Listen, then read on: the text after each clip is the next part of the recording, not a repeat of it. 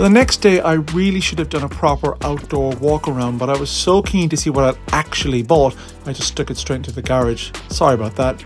You'll notice as well that the plates have changed, and that's because the private plates that were on it were no longer assigned to it, and I hate year identifiers, so I just stuck on the private plates from my last project instead. Cosmetically, actually, it's not too bad. I mean, if you stand down here and if you look at the light down the side of the car, there are no dings or dents in the doors. That side panel is hanging off a little bit. These are mullered, and so they're the first thing I'm going to do today is take those off. I can't stand side steps anyways, so I'm going to take those off. There's a few little scrapes and marks, some of which I think will machine out. I won't worry about them for now. This indicator's a bit loose, and the bulbs are blown on both sides, so they're gonna have to be changed before the MOT as well. But overall, pretty tidy. The back's a bit bashed in around the bumper area, where it's had some towing related injuries and a few parking mishaps. But that's all okay. But oh yeah, I did get when I got the car, it didn't have a parcel shelf, so that's one of the things I did yesterday was go touring around the country to find a parcel shelf for it, which I did, 50 quid, which I was very happy with in the original colour. And inside here, it's all good. It pretty much all works.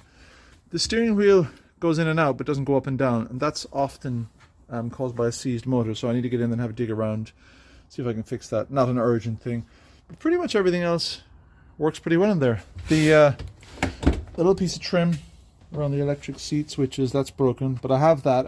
I'm waiting on a lumbar adjustment switch that I've found online, and I'll put that in. I'll just hop in here. But yeah, other than that,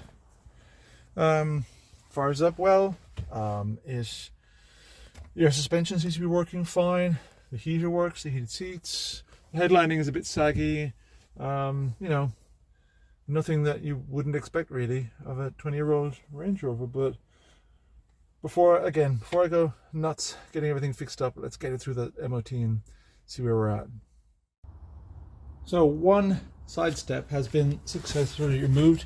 Give me a chance to get down underneath the car, and actually no horror stories so far, although I haven't taken this this sill cover off yet.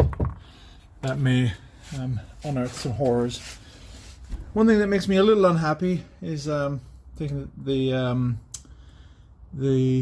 side step off has revealed these two massive holes in this panel, but this is a push-in plastic panel, so I might have a scout around, see if I can get replacements of those.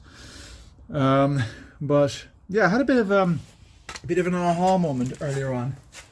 I was rolling around underneath the car, trying to get access to the nuts and bolts that hold the side steps on. I don't know if you can see them over there, but you see those two bars sticking out. No, you probably can't. I'll try and point them out to you. One is, where's my finger? One is there, and one is there. And then it occurred to me, I can lift this car up, give myself more access, and that's exactly what I did. Put it up in its high settings, and under I went. But I wanted to do something today. I wanted to get stuck into it, just to, I don't know, psychologically get over that hump and do something with it.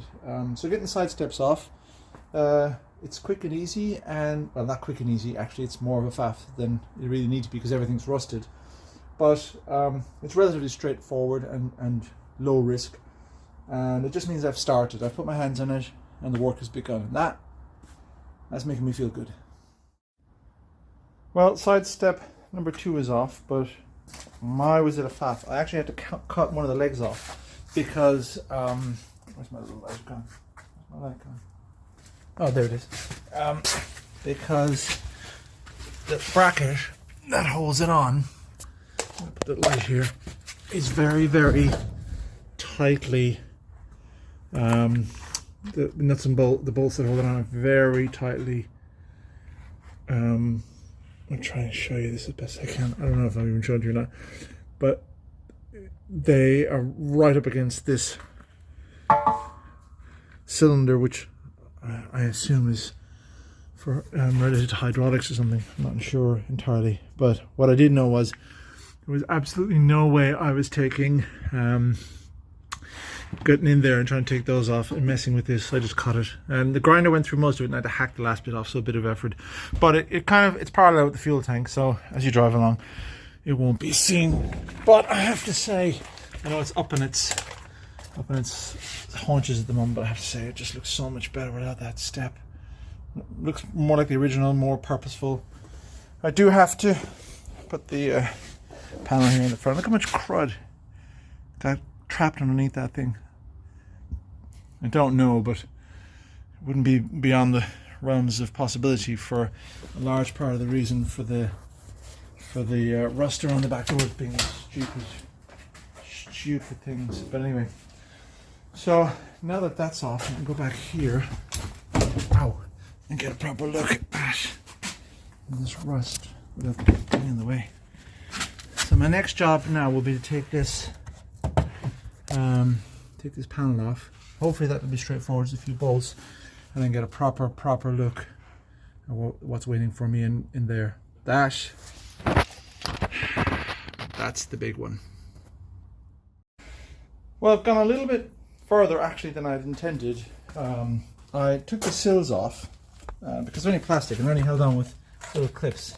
And the good news is that the sills on the side are in really good condition. That's a big relief, because that would have been a lot of work.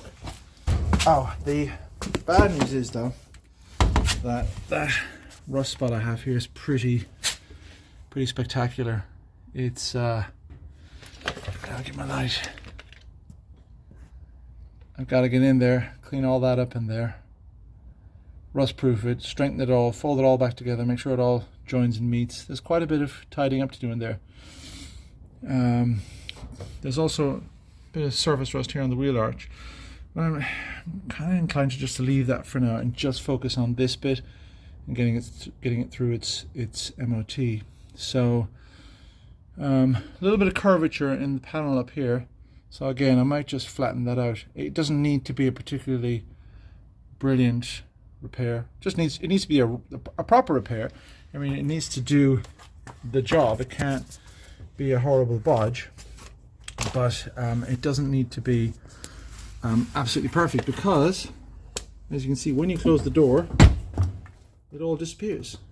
So I said before, I think that it's a great place to try welding for the first time, because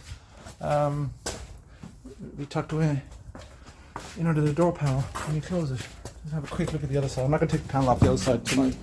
I need to go in. I've been out here for too long, but the other side has surface rust on it, but it's not as bad. It hasn't quite perforated through as badly as the other side, so I might be able to get away with a tidier bit of repair on that. Just a good wire clean down, and maybe just some, I don't know, a little patch welding in there. But I'm encouraged. It could have been a lot worse. That's good. So I've encountered my first proper Range Rover issue. What started off as a reasonably straightforward and innocuous thing, side lights weren't working, has quickly evolved into something potentially much more sinister. So I did the usual thing. I took the lamps off. The lamps, by the way, are all the plastic clips in them are mullered, and on this side, what was actually holding the lamp in, there's a little clamp at the back for sort of adjusting its position relative to the body, and then on the front, this one used a bit of wire to hold the light in. So they're going to have to be replaced. But that's not the issue. The issue is that I went to replace the bulbs, and on both sides, I put multiple bulbs in both sides and nothing works. The rear fog light also doesn't work, and it's giving me a check dipped beam warning as well on the bottom of the dashboard.